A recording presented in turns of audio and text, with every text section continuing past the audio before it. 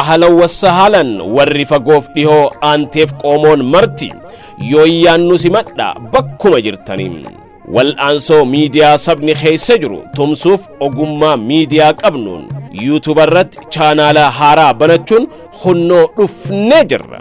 OMM Tube tumsa miidiyaa qoomoo subscribe gochuun nu firoonfadha.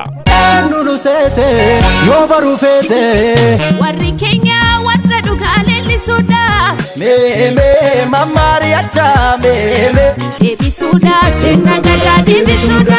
Warri miidiyaa hawaasummaa irratti peejii keenya Oromaay Multimedia hojii hojjechaa ture hordofuun nu jajjabeessaa turtanii fi gara YouTube chaanaala keenya banannee akka hojjennu nu gaafachaa turtan hunda yaadni keessan milkaaweera baga gammaddan nus gammanneera. Miidiyaa baruufi waldaalee ija ummataa chaaftuu lama gaazexaa urjii raadiyoo maqdishoo OMN maaltu dagata.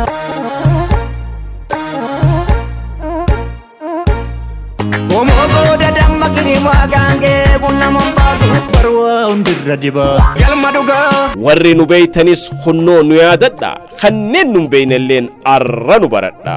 OMM Tube chaanaala mul'ata sirrii qabu kaayyoo guddaa marxifachuun ergama qoomoo baatee imala dheeraaf daandii qabatee jirudha. OMM Tube tumsa miidiyaa qoomoo dhugoomsuuf subscribe gochuun nu michoonfadhaa jaa. Like, share, comment gochuun nu guddisaa nu faana taha.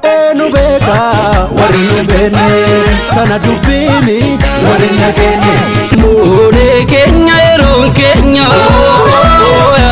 hunnoo wal'aansoo miidiyaa sabaatti makamuuf chaanaala YouTube OMM Tube jedhu unkurree jirra.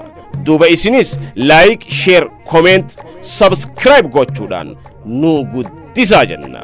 OMM Tube tumsa miidiyaa qoomoof kan hojjetu yeroo dhiyootti hojiilee haariyaa gabaasa oduuf odeeffannoo waqtaawaan hangafee sagantaalee gaggabaaboo hurfiilee adda addaa qabatee kan dhiyaatu taachaa waadaa gala eeggadha. OMM Tube tumsa miidiyaa qoomoof kan hojjetu.